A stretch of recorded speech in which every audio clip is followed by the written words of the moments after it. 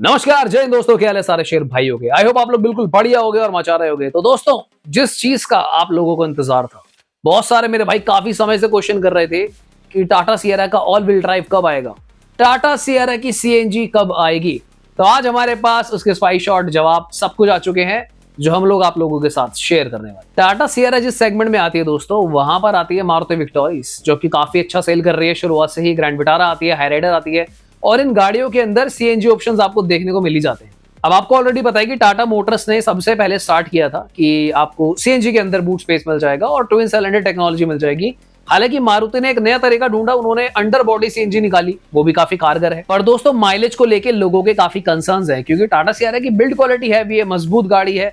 और कल आप लोगों ने हमारी वीडियो अगर देखी हो तो हमने वहां पे डिस्कस किया था कि ARAI के फिगर्स के अकॉर्डिंगली टाटा सिएरा की जो टर्बो की माइलेज आ रही है 13.5 की आ रही है। तो इसका मतलब ये है कि वो काफी कम माइलेज हो सकता है आपको प्रोवाइड करे। और देखो, आज ही टाटा मोटर्स की सीएनजी स्पाई हो गई है, और साथ ही में ऑल व्हील ड्राइव भी आपको काफी जल्दी इस गाड़ी में देखने को मिलने वाली है। सबसे पहले मैं आप लोगों के साथ स्पाई शॉट ये वाला शेयर करता हूं। देखो, यहाँ पर आपको ना ये स्पाई शॉट में कार नजर आएगी। अगर आप ध्यान से देखोगे ना, तो नीचे आपको एक स्पेयर व्हील नजर आएगा।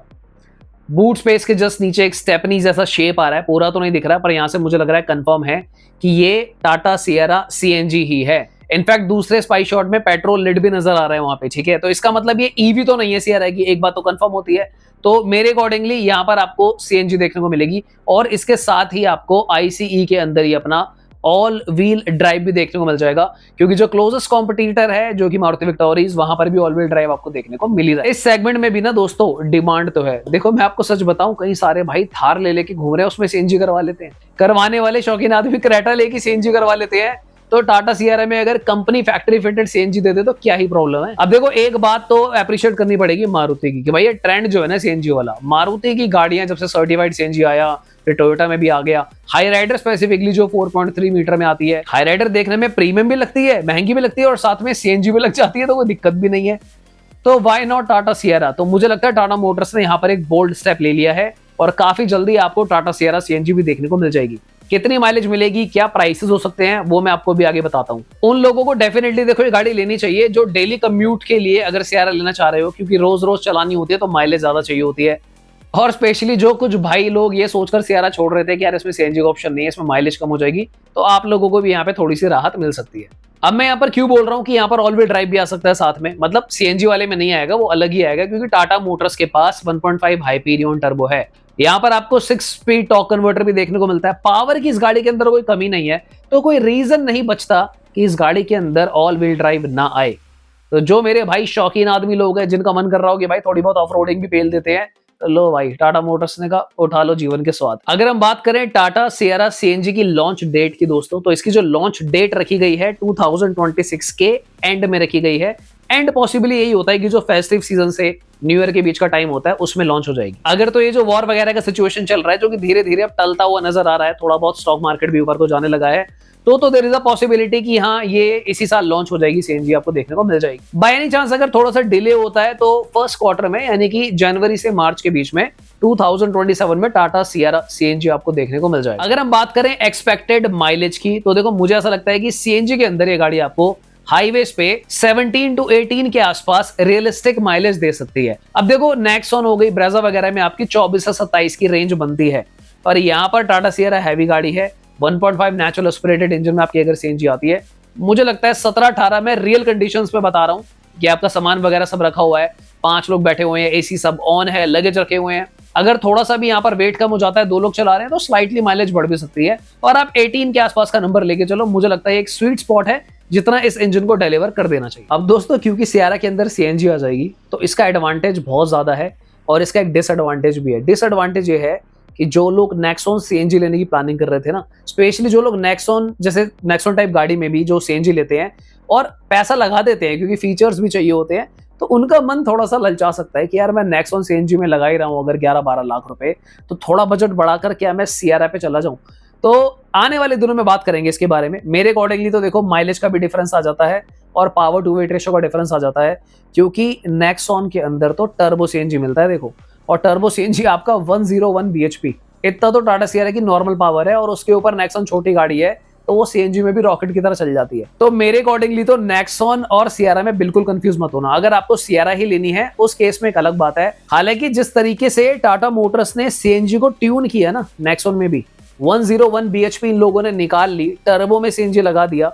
तो टाटा मोटर्स अगर मेरे अकॉर्डिंगली तो उनको यही करना चाहिए कि सीएनजी अगर सियरा में आती है तो मैक्सिमम पावर देने की कोशिश करनी चाहिए।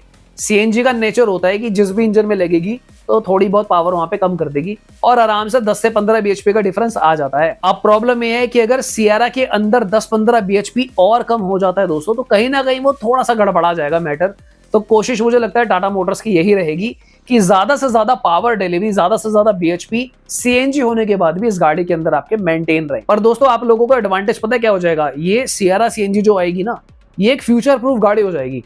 देखो सियरा का जो इंजन है उस पे E20 लिखा आता है, पेट्रोल लिड पे E20 लिखा हुआ है, पर क्योंकि उस इंजन का कंप्रेशन रेशो भी हाई है तो फ्यूचर ब्लेंडिंग ये काफी हद तक टॉलरेट कर सकता है। यानी कि E27 भी अगर कल को आता है, E30 भी आता है, तो ये काफी हद तक झेल सकता है। ये नहीं बोल रहा हूं मैं कि भाई ये E27 कार है, 30 कार है, नहीं है, बट मैं अगर डैमेज की बात करूं तो काफी हद तक उसको ये संभाल सकता है। उसके ऊपर अगर आपका सीएनजी भी हो जाता है तो फ्यूल कंजम्पशन जो है, आप सीएनजी भी करोगे और आप पेट्रोल भी करोगे, तो कहीं ना कहीं मेरे कहने का मतलब ये है कि आने वाले हम 7 से 10 साल का अगर होराइजन लेकर चलते हैं तो ये गाड़ी बुलेट प्रूफ हो सकती है। सेफ्टी में तो है बुलेट प्रूफ, और साथ ही में आपको काइंड ऑफ जो फ्यूल प्रोटेक्शन माइंड में आता है ना, वो भी देखने को मिल जाएगी, क्योंकि सीएनजी हाई कंप्रेशन रेशो वाले इंजन का ये एक डेडली कॉम्बिनेशन यहाँ पर आपको देखने को मिलेगा। हिल्स के लिए ये वाली सीएनजी गाड़ी नहीं रहने वाली है दोस्तों। उसके लिए तो आप देखो टर्बो पे ही जाना। अगर आपका मैक्सिमम यूसेज हाईवे और हिल्स पे भी है तो आई सजेस्ट एनए इंजन की जगह आप लोग स्विच करना सीधा का सीधा टर्बो के ऊपर, क्योंकि वो भाई बहुत जानदार शानदार टर्बो इंजन है। लास्ट में बात कर लेते हैं इसके एक्सपेक्टेड प्राइसेस की, क्योंकि भैया ये भी तो मैटर करता है। गाड़ी लाने से क्या होता है, प्राइस अगर सही नहीं है तो बात कैसे बनेगी। मेरे अकॉर्डिंगली बेस, सेकंड बेस, जो भी आप वेरिएंट टाटा सियरा का लेने निकलोगे ना, सीएनजी का जो भी वेरिएंट अभी करंट जो रेट चल रहा है उसके पेट्रोल का, उसके ऊपर आप सीधा सीधा फ्लैट लाख सवा लाख रुपए ऊपर लेकर चलना। यानी कि जो भी वेरिएंट आपने चूज करा है, मान लो कोई वेरिएंट इनका 13.5 लाख रुपए का है, तो बाय डिफॉल्ट 1.25 लाख रुपए, 1 लाख रुपए के आसपास ज्यादा आपको सीएनजी पड़ता है। किनको सीएनजी लेनी चाहिए, किनको पेट्रोल लेना चाहिए, वो भी थोड़ा सा बता देता हूं मैं। अगर आपकी मंथली यूसेज ज्यादा है, आपकी डेली गाड़ी चल रही है और आप आराम से 30 से 50 किलोमीटर की रेंज में चला रहे हो, उस केस में तो हाइजीन है, आप सीएनजी ले लो, आपकी बिल्कुल वर्थ इट रहेगी। पर बाय एनी चांस अगर आप कोई ऐसे व्यक्ति हैं कि आप वीकली कार चलाते हैं और उसमें भी आप 10 किलोमीटर, 15 किलोमीटर, 20 किलोमीटर यहाँ वहां जा रहे हैं और ऐसे ही वीकली चलती है फैमिली ट्रिप्स के लिए, उस केस में पेट्रोल लो यार, मजे करो, टर्बो ले लो। मैं तो कह रहा हूँ कोई दिक्कत नहीं है। टर्बो नहीं लेना तो नॉर्मल 1.5 लो। इसके ऊपर पूरी डिटेल्ड सीरीज है टाटा सियरा के ऊपर कि टाटा सियरा लेनी चाहिए, नहीं लेनी चाहिए। 1.5 नेचुरली एस्पिरेटेड इंजन कैसा परफॉर्म करता है उसको मैंने ड्राइव किया था। पूरी प्लेलिस्ट आपको देखने को मिल जाएगी, उस पर क्लिक करके आप सारी टाटा सियरा की वीडियोस देख लेना। ऑलराइट, तो मुझे लगता है हमने काफी सारी बातें कर ली है। शेयर कर देना वीडियोस के साथ जिसको भैया खुशखबरी जाननी हो, सियरा की सीएनजी आ रही है। तो आज के लिए इतना ही, फिर मिलते दोबारा किसी और दिन। Subscribe the channel. Bye bye, take care.